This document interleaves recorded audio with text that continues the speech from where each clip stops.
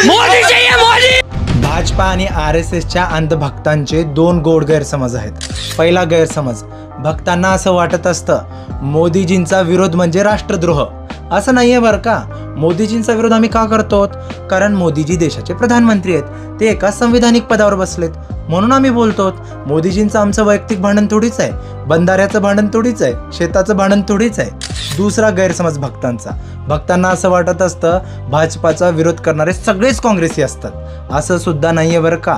आम्ही भाजपाचा विरोध का करतो? कारण भाजपा सध्या सत्तेत आहे, केंद्रात पण आणि कित्येक राज्यात पण.